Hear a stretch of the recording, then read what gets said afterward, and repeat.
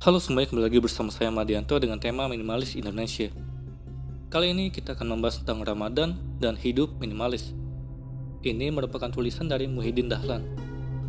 Jika kamu dalam 6 bulan terakhir jalan-jalan ke toko buku, kamu akan disergap sebuah pemandangan. Buku bertopik ajakan hidup minimalis, menepati buku terlaris. Sebut saja buku Francine Jay, Seni Hidup Minimalis dengan sampul kuning yang tak kalah minimalisnya, atau buku Marie Kondo, The Life-Changing Magic of Tidying Up. Dua buku itu mengantar kita mengenal dan membebaskan diri dari belantara dan ikatan benda-benda. Marie Kondo menyebutkan seni hidup beres-beres, Francine menyebutnya seni hidup minimalis. Islam menyebutnya seni hidup zuhud. Zuhud atau beres-beres atau minimalis bukan sikap anti benda, anti materi, namun sikap untuk tidak terikat pada benda-benda itu. Ramadan adalah madrasah zuhud, saat kita melakukan pembebasan diri dari kepungan benda-benda, dari hasrat untuk berbelanja, dari hasrat ingin ini dan ingin itu. Zuhud menempatkan kita menjadi saringan dan gerbang menyeleksi benda-benda yang hadir dalam kehidupan kita. Zuhud adalah pernyataan sikap untuk tidak dikuasai benda-benda. Di Jepang, tutur Marie Kondo, orang-orang berbondong-bondong ikut pelatihan dan membayar berapapun bagaimana membereskan benda-benda di rumah yang membebani kehidupan mereka dari pagi hingga tidur lagi. Kita mengeluh, ekonomi makin membaik, namun hidup makin sesak dan tak banyak waktu luang. Bahkan untuk mengurusi benda-benda itu, kita mengeluarkan dana ekstra. Itulah fakta yang terjadi dalam masyarakat urban yang terpapar tiada henti oleh bujuk rayu benda-benda yang makin kesini, makin mudah dan cepat sampai ke pintu rumah. Kita tak punya lagi daya untuk membedakan mana barang yang dekoratif, mana barang yang fungsional, dan mana barang yang emosional. Kita menjadi tampak kebingungan berhadapan dengan pilihan mana benda kebutuhan dan mana yang keinginan semata. Saat sebagian besar hidup dihabiskan hanya untuk beres-beres, itulah sebabnya ada gelombang kerinduan untuk berjarak dari benda-benda yang betul-betul tidak dibutuhkan namun selalu ada dalam ruangan. Tentu saja itu tidak mudah. Francis James, si minimalis dari Oregon, yang sudah dikutipkan judul bukunya di awal, juga mengiyakan betapa tak mudahnya menjadi orang yang berpikiran minimalis di dunia media massa. Apa yang ada di media massa, terutama televisi, benda-benda itu hadir nyaris 24 jam dengan satu misi, untuk dipajang di rumah kita. Contoh terbaik dari figur yang mengamalkan dengan sangat paripurna hidup minimalis adalah sosok yang namanya wajib disebutkan para penjuru dakwah di atas mimbar selama Ramadan, Nabi Muhammad SAW. Muhammadlah yang memperkenalkan perintah Tuhan bahwa Ramadanlah madrasah hidup minimalis.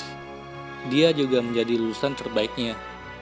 Ia tak punya banyak koleksi pakaian, tak juga tumpukan perabot dalam rumah, apalagi kendaraan di garasi.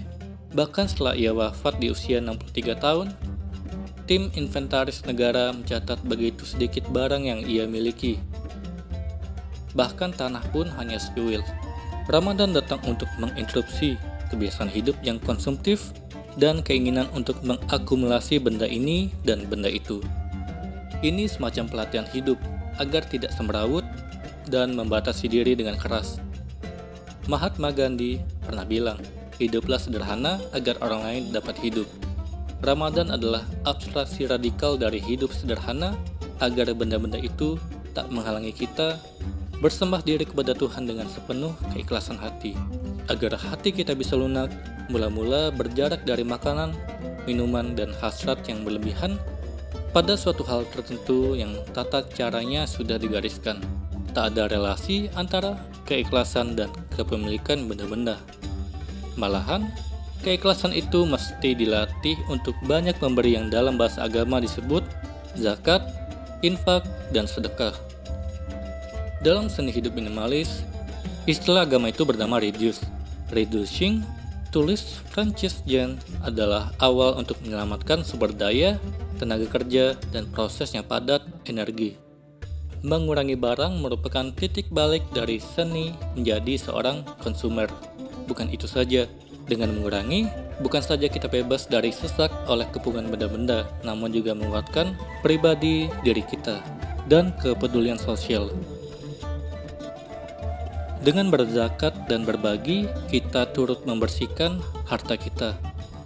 Ramadan memang menginterupsi dua sekaligus, perubahan pola pikir lewat pesantren rohani dan amalan jasmani dengan cara mengekang diri dari banyak keinginan. Satu dalam 12 bulan berjalan, pelatihan hidup minimalis ini rutin diselenggarakan Tuhan. Mestinya makin kesini kita makin dekat untuk menyandang predikat sebagai lulusan terbaik yang teladan terbesarnya terpatri pada diri sang nabi. Semoga ini bermanfaat. Sekian dan terima kasih.